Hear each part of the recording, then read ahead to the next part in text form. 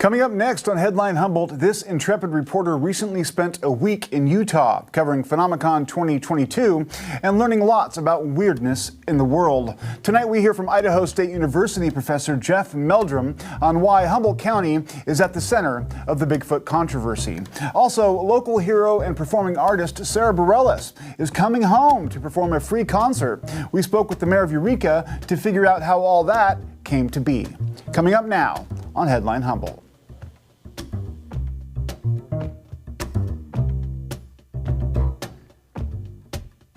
From the top of Humboldt Hill, this is Headline Humboldt. I'm James Falk. Thanks for joining us. After a guest canceled at the last minute this week, we figured it's close enough to Halloween right now to perhaps justify a continued interest in the spooky and unexplained. I was recently sent to Utah to cover PhenomeCon, an annual gathering of UFO and Bigfoot experts who use the event as an excuse to compare notes and build a like-minded community of researchers and enthusiasts. As you're likely all aware, I've developed a passion for the UFO phenomenon and cover it whenever I can. The implications of all those reports being at least partially true are mind-blowing and could change the way we all see the world. The federal government has admitted something is happening, and as a journalist, I believe it's a duty to tease that story out as best I can. That being said, I'm not into Bigfoot, but millions of people are, and Humboldt County has long played a formative role in the development of that mythology. As a youngster, I was exposed to the concept of Bigfoot about the time the Patterson-Gimlin film was aired. I was residing in Spokane, which was one of the first public showings of the film in the United States.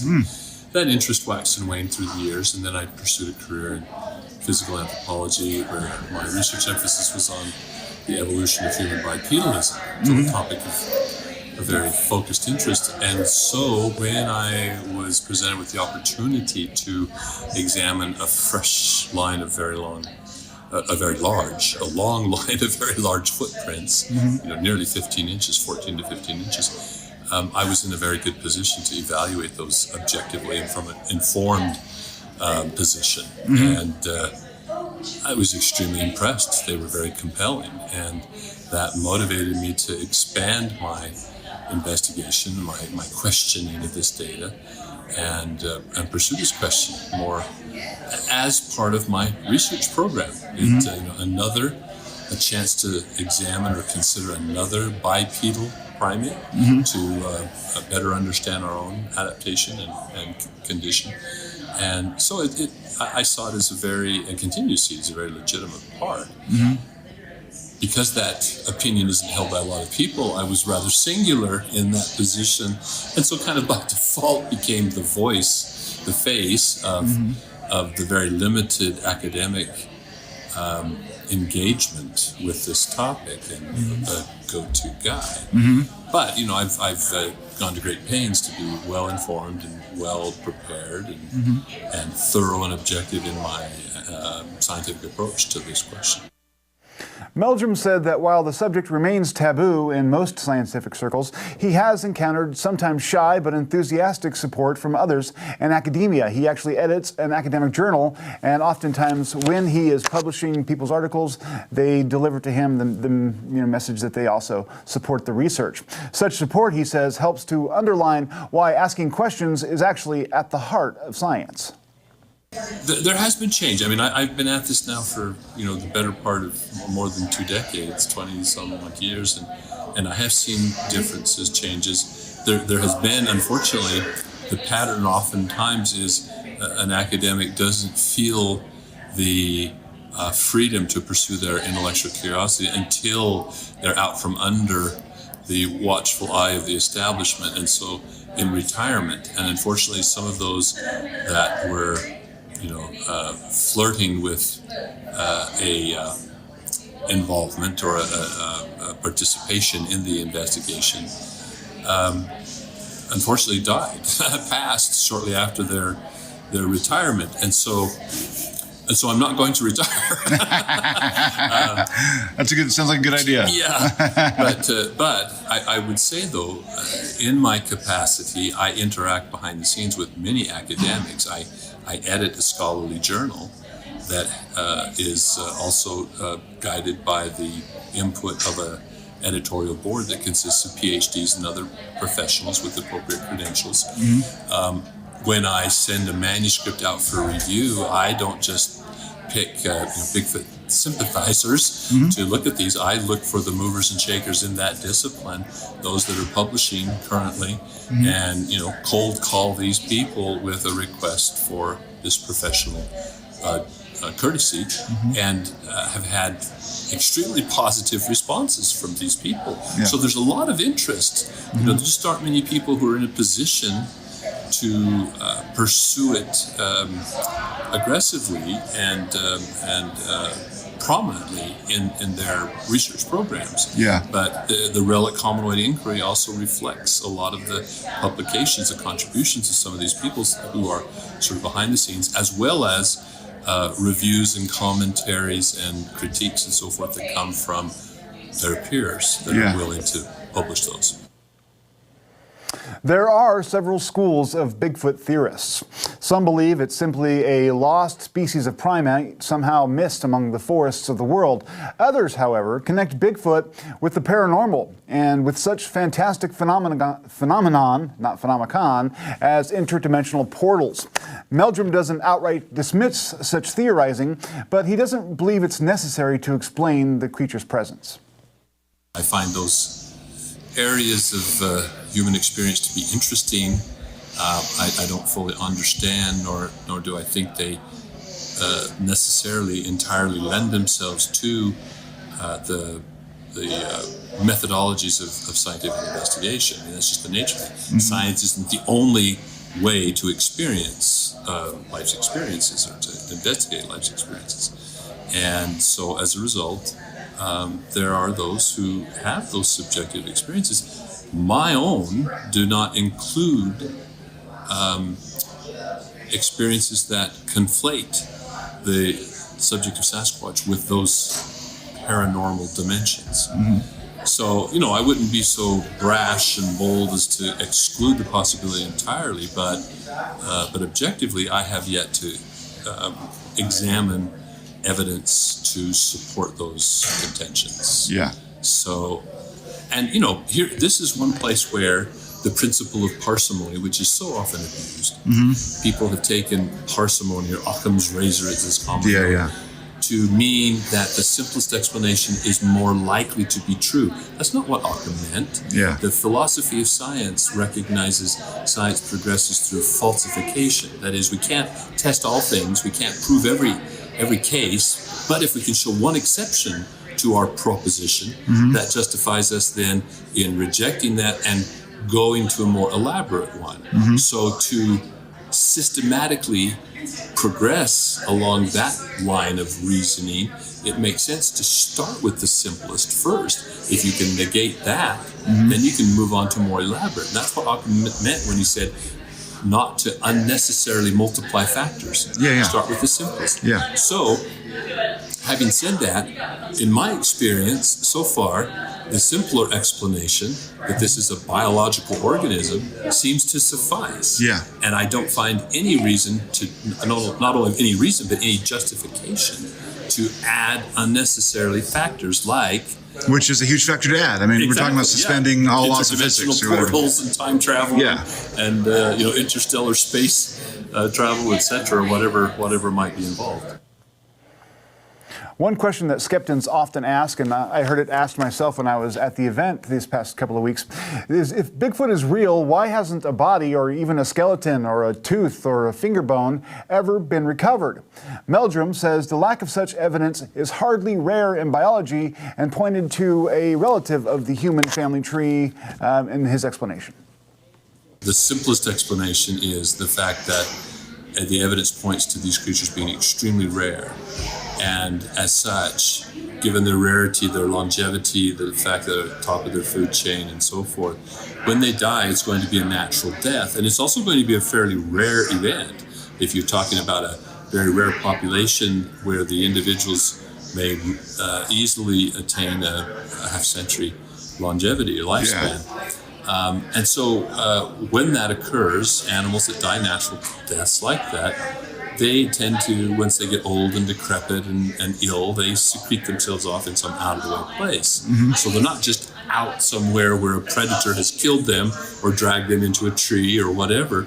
And as a result, their remains are quickly decomposed and recycled and rendered down by the elements, by the biotic, both the elements, both biotic and abiotic, and there's nothing left. I mean, you mentioned earlier Gigantopithecus. That's an interesting case because here's a species that we acknowledge existed and probably had a tenure of about 1.5 million years in East Asia, and yet for all of that, we have 2 jaws and a few thousand isolated teeth. Yeah. And we only have those because porcupines dragged those scraps into limestone caves where they gnawed down all the softer bits and the hyper-thick enameled crowns and thickest parts of the jaws of a couple individuals that so far have been discovered have survived. Wow. You know, but think of the chances of thousands. Yeah, I mean, you know, were there no porcupines, were there no limestone caves, we would know nothing about the existence of this, quote, 800-pound gorilla. In case you didn't know, you're living right in the heart of Bigfoot country. Meldrum pointed out that Humboldt County could perhaps be considered ground zero for the modern explosion of the Bigfoot myth. Even the term Bigfoot originally arose from the Eureka Times-Standard newspaper. It's obviously very significant historically because it was there that the public eye really focused and turned to the subject matter. When Jerry Crew inquired of a local taxidermist, how does one preserve a footprint cast? He'd taken the penknife and cut an outline of the print from a piece of cardboard, showed it to these trackers in town, and said, what could have left a track like this? And they had no idea. There were theories like a giant Indian or some lunatic escaped from an asylum. I mean, it was quite amazing, the different hypotheses, which eventually settled on, once there were sightings correlated with the footprints, there was a giant hairy ape.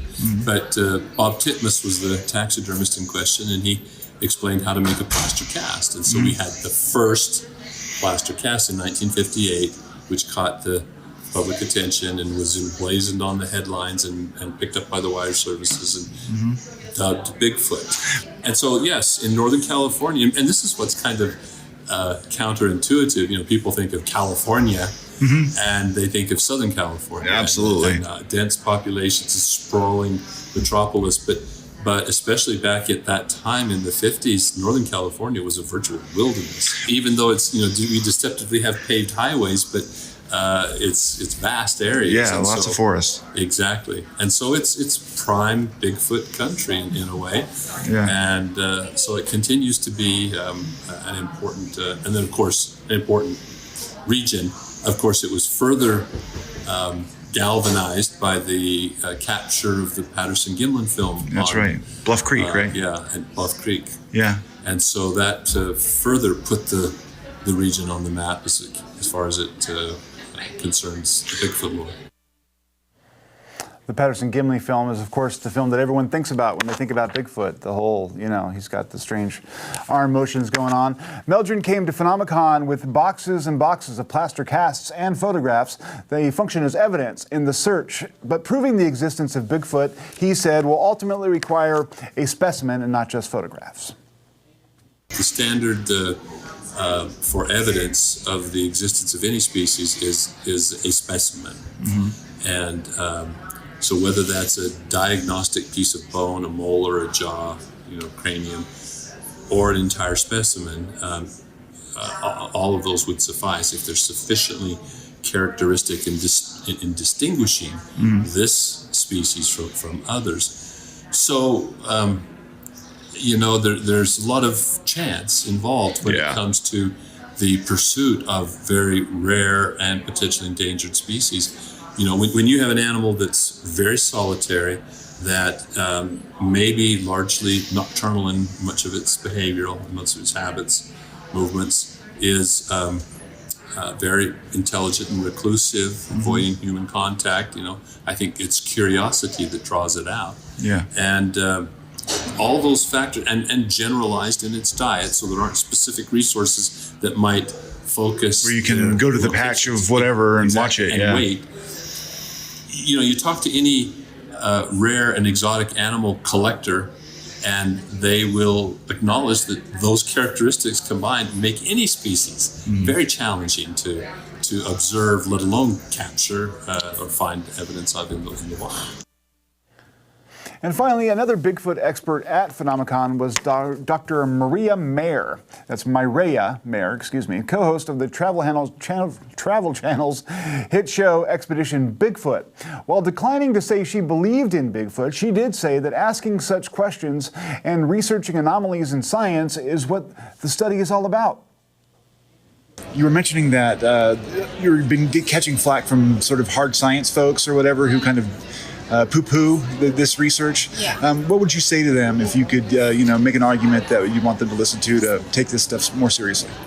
Well, I think, for me anyway, the reason I became a scientist is because I had this insatiable curiosity and thirst to basically get answers to questions that remain unanswered. And I don't know that there's a better example of that than this legend, right, of Bigfoot. When you have tens of thousands of eyewitnesses reporting on this, the truth is that only one of them needs to be right or true for it to be a worthwhile pursuit. And the truth is that anytime you're on an expedition, no matter what it is that you're looking for, there is a potential for discovery. So it's not in vain. We may not find what we're looking for, but we may find something else. So I'm all for exploring the unknown and trying to get the answers to things that people keep questioning over and over, because no matter what that answer is, once we have it, I think it's for the good of all of us to know. Absolutely.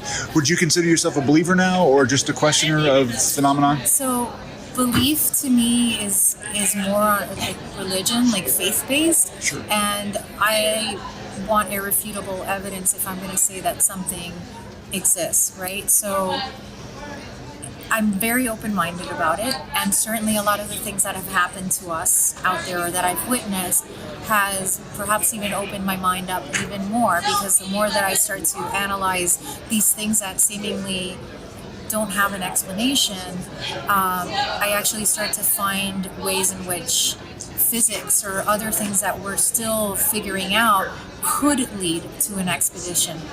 Basically, science doesn't have all the answers.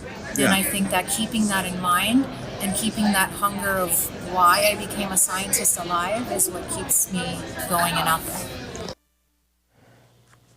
So overall, I spent 4 days at PhenomeCon in Vernal, Utah, and we had the time of our lives, my wife and I. She was the camera person for a lot of the shoots that we attended and a lot of the events that we went to. Overall, I think that the tenor of the of the proceedings was basically that science doesn't have all the answers, and I understand that for a lot of people, Bigfoot is a fantasy, and that for others, UFOs are a fantasy. But I think that there is a time and place for humility in science. We don't have all the answers, and occasionally just entertaining the idea of the mysterious can sort of open wonder back up for people and give them a sense of adventure when they want to intellectually explore their surroundings. So we had a great time. We'll be piecing out some reports over time, especially online. We have a few more segments that we'd like to share with you. There is one up online right now with Dr. Travis Taylor, who was the former UAP head of the UAP task force in Washington, D.C. for the federal government. And so I encourage you to check that out. But we'll be right back after this short break.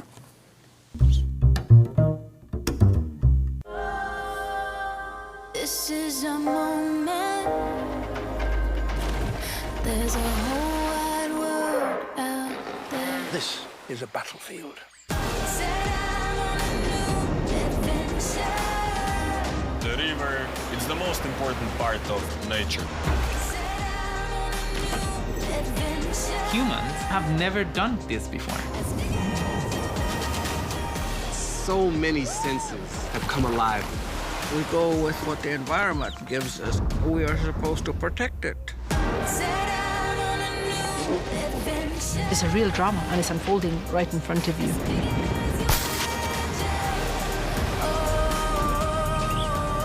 This will show us so many things that we just haven't seen. Change is coming. Start a new adventure as big as you imagine. Native American history is American history. We can't think about where we are in the world today without acknowledging the contribution of Native Americans to not only our country, but to the world.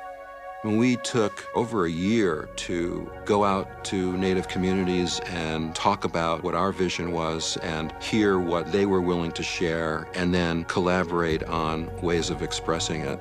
You know, it takes longer, but I think that when you see the series, you'll get a sense that the content is absolutely real and authentic, and it can't be done any other way. And PBS is the only place I know that would allow us to do something like this.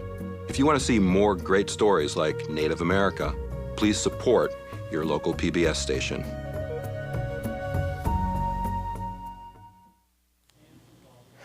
As emergency management agencies across the country observe National Preparedness Month, first responders gathered in Blue Lake this week to talk about the looming threat of the Cascadia subduction zone. Nearly 70 individuals representing local, state, tribal, and federal agencies took part in the Cascadia PhenomeCon. Yes, there's a theme going on here. Bear with me. A two-day preparedness training focused on the impacts Humboldt County would see resulting from a significant rupture of the 600-mile-long Cascadia Fault and the tsunami that would follow. Hosted by the Blue Lake Rancheria and the Humboldt County Sheriff's Office of Emergency Services, featured speakers came from the California Governor's Office of Emergency Services, the Redwood Coast Tsunami Working Group, the National Tribal Emergency Management Council, FEMA, and Cal Poly Humboldt. Yvette LeDuc, program manager with Cal OES, said, "Education and awareness are fundamental to saving lives." Following a day of instruction, participants took part in a half-day drill simulating a series of scenarios intended to present some of the catastrophic impacts of a Cascadia event. Quote, "A big component of emergency management is getting to know our partners prior to an incident through joint trainings and exercises in order to better understand each other's response capabilities and gaps."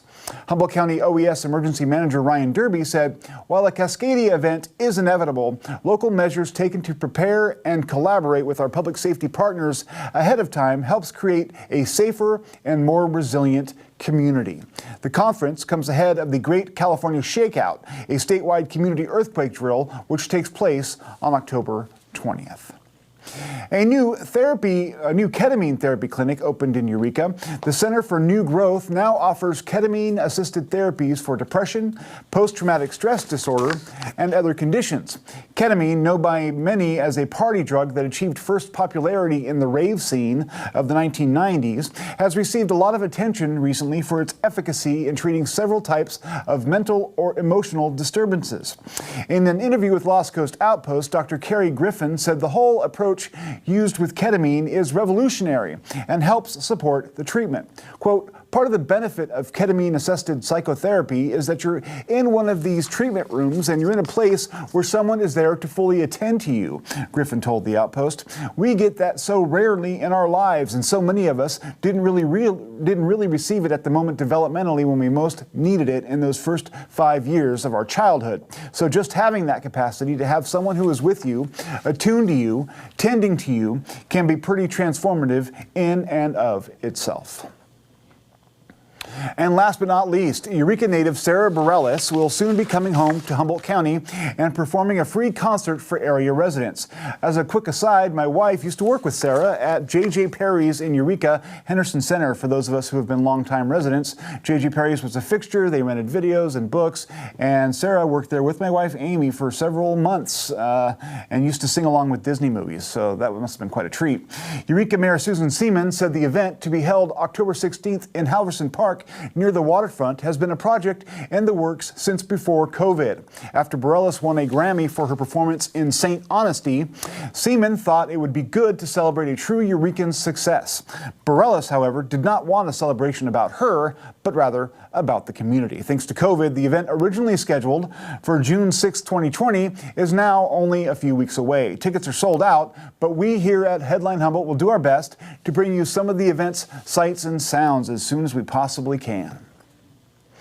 That's all our time for this evening. To remind you, we have some podcasts that are available. Crossing the Bar on all of your major podcast apps. I encourage you to check it out. Our latest episode is with the Hollenbecks, and it's a humdinger, as they say. And then next week, we hope to return with our What's Wrong with Humboldt series with Linda Stansberry, and this time we'll be talking about housing, the housing issue in Humboldt County, and how people without resources are disadvantaged. So thanks for joining us. Stay tuned. Stay informed.